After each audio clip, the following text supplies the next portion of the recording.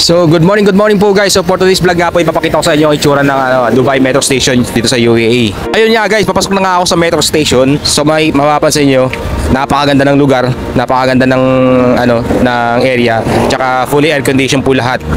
Pagpasok mo pa lang, so magta-tap in na mga tayo guys bago tayo pumasok. Merong machine dito na itatap in mo lang yung NOL card mo.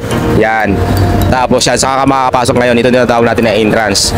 Then meron sila mga location map or mga locator kung saan pwede nating tingnan kung saan tayo pupunta. Meron tayong tinatawag na green line tsaka red line. So sa yun po ako pupunta, ay yun po yung yung locator na pupuntahan ko. So pakit nga ako guys, papunta dun sa may metro station o sa train station. So makikita nyo napakaraming tao dito kasi nandito nga ako sa may World Trade Center. So siguro may event sa loob. Pakit na nga ako guys sa metro station, sa train station.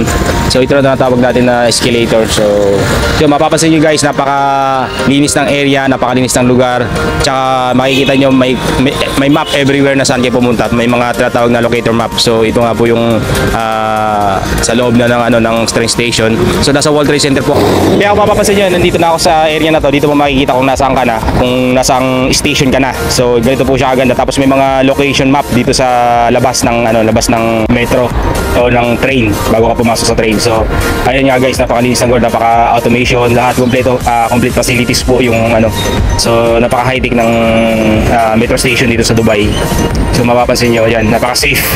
Sobrang safety niya para sa mga tao. Ayan. So double cover po siya. Tapos yan, papasok na po tayo sa metro station. So nasa loob na po tayo ng train.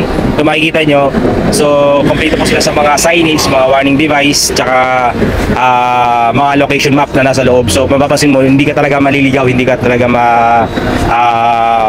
mawawala kasi marami siyang mga warning sa'yo, mga signage na pwede mag-guide sa'yo. So dito nga po sa loob ng metro. So ito po yung itsura ng loob ng metro station guys. Ayan, mapapansin nyo, kompleto talaga siya sa mga signage, mga location map para hindi talaga kayo maligaw. At be careful lang po din po sa pagtatap in tsaka pagtatap out kasi minsan marami mga checking sa area na to o sa loob ng metro station o sa loob ng train.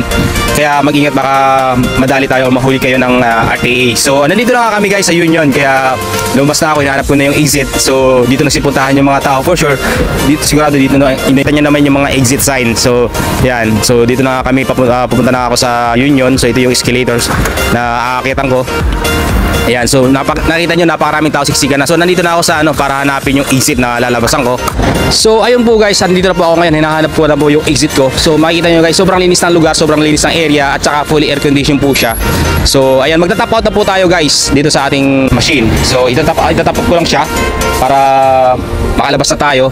So ayun po guys, so ganun lang po kadali. So ayun po guys, kung gusto niyo rin po mag-reload o mag-recharge, meron pa tayong mga reload machine dito. So madali lang po siya, yan. So that's it for today. Thank you so much guys.